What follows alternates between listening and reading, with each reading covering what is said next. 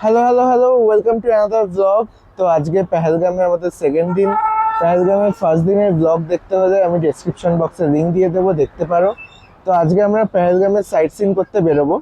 তার আগে আমরা ঢুকছি ব্রেকফাস্ট করার জন্য। তো এখানে দানা পানি বলে একটা রেস্টুরেন্ট আছে, এটা ভেজ রেস্টুরেন্ট।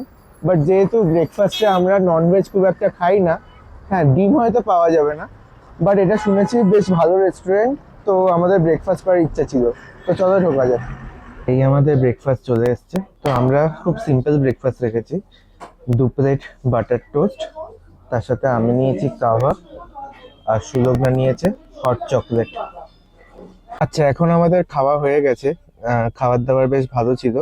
টোটাল বিল হয়েছে 270 টাকা, মানে ব্রেকফাস্ট হিসেবে ঠিকই আছে। তো এখন আমরা ফার্স্টে যাব চন্দনবাড়ি আর বেতাব ভ্যালি, এই দুটো পাশাপাশি পড়ে। এটা পেহেলগাঁও থেকে 7 কিলোমিটার ডিস্টেন্স, আর আরু ভ্যালিটা অপোজিটে পড়ে, ওটা হচ্ছে পেহেলগাঁও থেকে 13 কিলোমিটার ডিস্টেন্স। তো ওটা সবার লাস্টে যাব।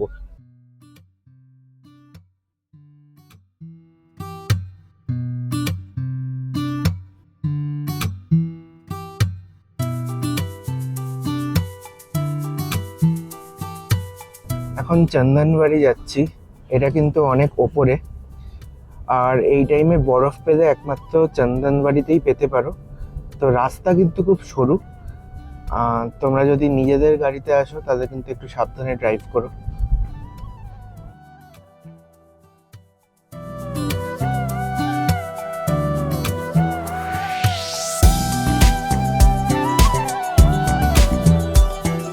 তো আমরা এখন চলে এসেছি চন্দনবাড়িতে, পেছনে ভিউ দেখতে পাচ্ছ। এবার এখান থেকে গাড়ি এখানে পার্ক করা আছে, দাঁড়াও দেখাই।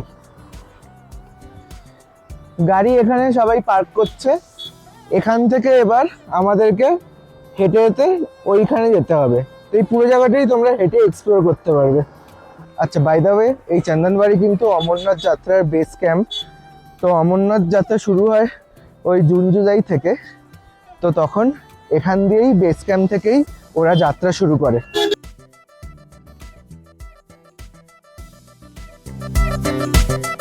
আচ্ছা, একটু দূরে এসে এবার এখান থেকে দেখতে পাচ্ছ সবাই, এই জায়গাটায় অনেক বরফ আছে, সবাই এখানে যাচ্ছে। তো চলো যাওয়া যাক।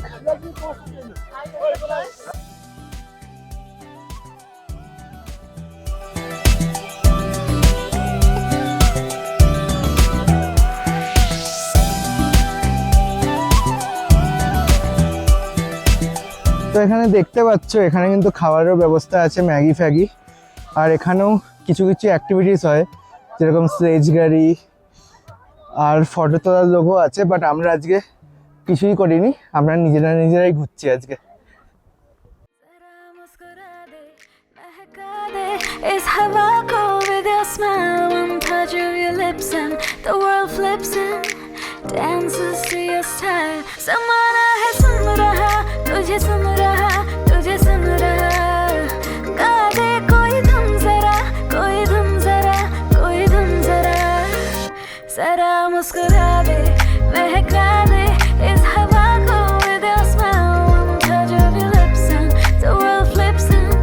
তো আমরা চন্দনবাড়ি থেকে বেরিয়ে পড়েছি, লাস্ট বরফ অনেকক্ষণ কাটালাম, টাইম দেখিনি, বাট মনে হচ্ছে 1.5 ঘন্টার উপরে তো হবেই না।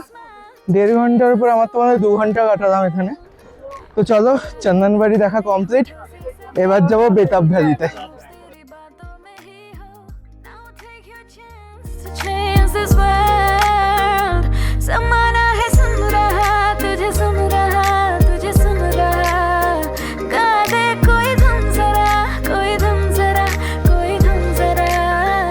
তো আমরা এখন পৌঁছে গেছি বেতাব ভ্যালিতে।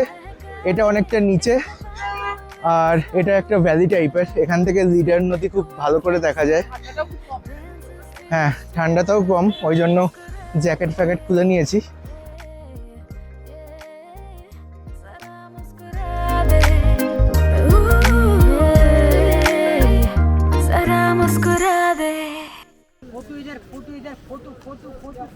এই দেখতে পাচ্ছ, এটা একটা ভ্যালি টাইপের, আর এখান দিয়ে পুরোটা জুড়ে লিডার নদী বয়ে যাচ্ছে। তো এটা দেখতে পাচ্ছ, এটার হাইট হচ্ছে গিয়ে 2393 মিটার। আচ্ছা, এমনি পুরো পেহেলগাঁওটাকেই মিনি সুইজারল্যান্ড বলা হয়, বাট এই জায়গাটাকে কিন্তু অ্যাকচুয়ালি সুইজারল্যান্ডের মতোই দেখতে লাগছে। নিচে সবুজ গ্রিন ভ্যালি আর সামনে বরফের পাহাড়, অসাধারণ লাগছে।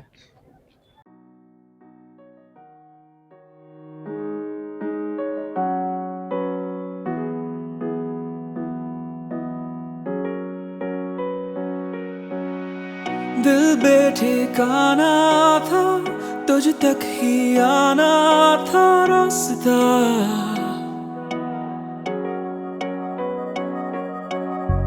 लफ्जों में कह पाए। আচ্ছা, ভ্যালি দেখা কমপ্লিট, এবার আমরা যাচ্ছি নদীর পাড়ে।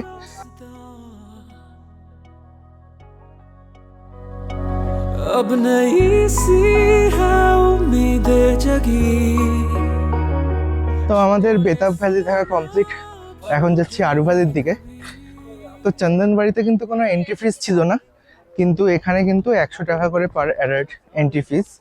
আচ্ছা, তো আমরা পৌঁছে গেছি আরু ভ্যালি। বেতাব ভ্যালি থেকে আরু ভ্যালি ছিল গিয়ে 14 কিলোমিটার মতো। তো আমরা মাঝে রাস্তায় লাঞ্চও করে নিলাম, ম্যাগি খেয়ে নিলাম। এখন আরু ভ্যালিতে এসে এখানে দেখি যদি হেঁটে ঘোরা যায়, এখানে হেঁটে হেঁটে ঘুরবো। এখন কিন্তু প্রায় বিকেল বিকেল হয়ে এসছে, আস্তে আস্তে রোদ পড়ছে।